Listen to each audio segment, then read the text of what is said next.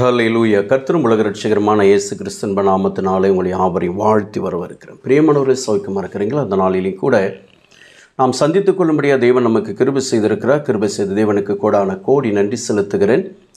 நீங்களும் நன்றி செலுத்துங்க. பிரியமானவர்களே, வருகின்ற நவம்பர் மாதம், அடுத்த மாதம் 12ஆம் தேதி காலை 9 மணியிலிருந்து 3 மணி வரையிலும் அக்கினி அபிஷேக தீர்க்க தரிசன அலை என்கிற கர்த்தருடைய வார்த்தை நிமித்தம், தரிசனத்தின் நிமித்தம், வெளிப்பாடுகள் நிமித்தம் ஒரு தீர்க்க தரிசன முகாமை நாங்கள் வைக்கிறோம். அந்த நாளிலே எங்களுடைய திருச்சபையுடைய 21வது ஆண்டினுடைய ஆண்டு விழாவும் தீர்க்க தரிசன முகாமும் நடக்கும். தேவ சமூகத்துக்குள்ளாக இதற்காக ஜெபித்து கொள்ளுங்கள். தீர்க்க தரிசனம் வர வேண்டும், நான் தீர்க்கதரிசியாக பயன்படுத்தப்பட வேண்டும், தேவனால் அவருடைய வாயாக இருக்க வேண்டும் என்று சொல்லி விரும்புகிறவர்கள் தயவு செய்து இந்த கூட்டத்திற்கு கடந்து வாங்க.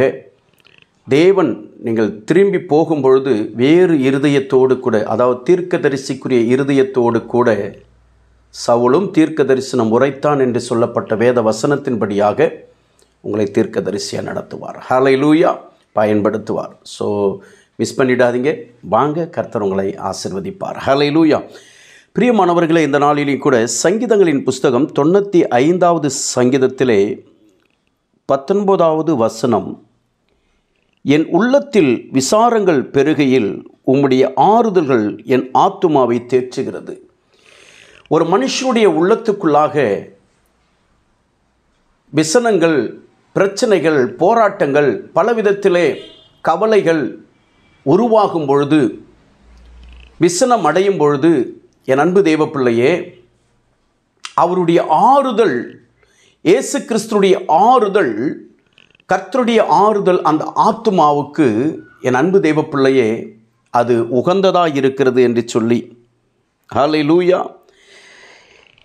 அந்த ஆறுதல் அந்த ஆத்துமாவை தேற்றுகிறது என்று சொல்லி பார்க்கிறோம். இன்றைக்கு தேற்றுவார் இல்லாதபடிக்கு, ஆறுதல் சொல்ல ஒருவரும் இல்லாதபடிக்கு வாழ்ந்து கொண்டிருக்கலாம். பல விதமான போராட்டங்கள் நிமித்தம், விசனத்தோடு கூட, கவலையோடு கூட, சரீரத்தில் வியாதி நிமித்தம், கடன் பிரச்சனை நிமித்தம், பொல்லாத மாந்திரிக செய்வினை கட்டுகள் நிமித்தம் இன்றைக்கு விசனத்தோடு கூட, விசாரங்களோடு கூட நீ வாழ்ந்து கொண்டிருக்கலாம். கர்த்தர் சொல்லுகிறார், நானே உன்னை ஆறுதல் படுத்துவேன், உன்னை தேற்றுவேன் என்று சொல்லுகிறார்.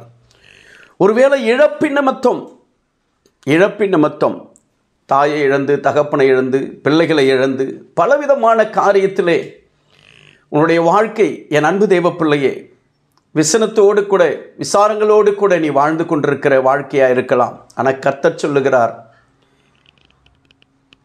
அழாதே, நான் உன்னை ஆட்சி தேற்றுவேன் என்று சொல்லுகிறார். அழாதே, நான் உன்னை ஆட்சி தேற்றுவேன் என்று சொல்லுகிறார். இன்றைக்கு பிரியமான என் அன்பு தேவ பிள்ளையே, எது நிமித்தம் நீ அழுது கொண்டிருக்கிறாய், யார் நிமித்தம் நீ அழுது கொண்டிருக்கிறாய், எந்த காரியத்து நிமித்தம் நீ ஆறுதல் இல்லாமல் இருக்கிறாய், இன்றைக்கு நான் உன்னை ஆறுதல் படுத்துகிறேன். உன் ஆத்துமாவை தேற்றுகிற கர்த்தர், தேற்றளவாளன் நான் கூட இருக்கிறேன் என்று சொல்லி கர்த்தர் சொல்லுகிறார். விசனம் அடைய வேண்டாம். உன்னுடைய எல்லா விதமான வியாகுலங்கள் உன் ஆத்துமாவை போட்டு அழுத்தி கொண்டிருக்கலாம். உன் சஞ்சலம் உன் ஆத்துமாவை போட்டு நொறுக்கி கொண்டிருக்கலாம். ஆனால் கர்த்தருடைய ஆவியானவர் சொல்லுகிறார், நான் உன்னை ஆறுதல் படுத்துவேன். என் ஆறுதல் தான் உன் ஆத்துமாவுக்கு, என் ஆறுதல் தான் உன்னுடைய ஆத்துமாவுக்கு பலனாயிருக்கும்.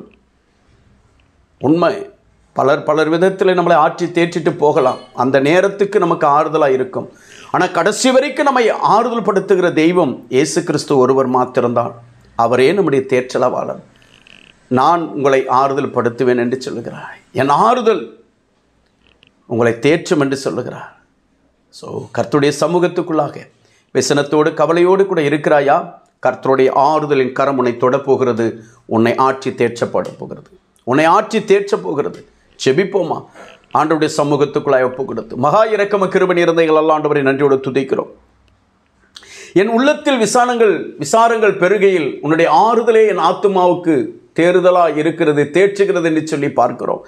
எங்கள் ஆண்டவரே, இருதயத்தில் இருக்கிற விசனங்கள், பாடுகள், பிரச்சனைகள், போராட்டங்கள், இழப்புகள் நிமித்தம் உண்டாக்கப்பட்ட துக்கங்கள், இது எல்லாவற்றை கர்த்தர் மாற்றி ஆண்டவரே நீர் எங்களை ஆற்றி தேற்றும்படியாக ஒப்பு கொடுத்து செபிக்கிற நானே உங்களை ஆறுதல் படுத்துவேன் என்று சொன்னீரே. தகப்பனே, எங்களை ஆறுதல் படுத்துவீராக, எங்கள் ஆண்டவரை ஆற்றி தேற்றும்படியாக நாங்கள் செபிக்கிறோம். ஆண்டவரை, இப்படி செபித்துக் கொண்டிருக்கிற ஒவ்வொரு பிள்ளைகள் மீது உடைய கரம் இறங்கட்டையா.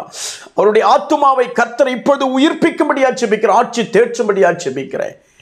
விடுதலையோடு கூட நடத்துங்க, ஆறுதல் படுத்தி நடத்துங்க, ஆட்சி தேர்ச்சி நடத்துங்க.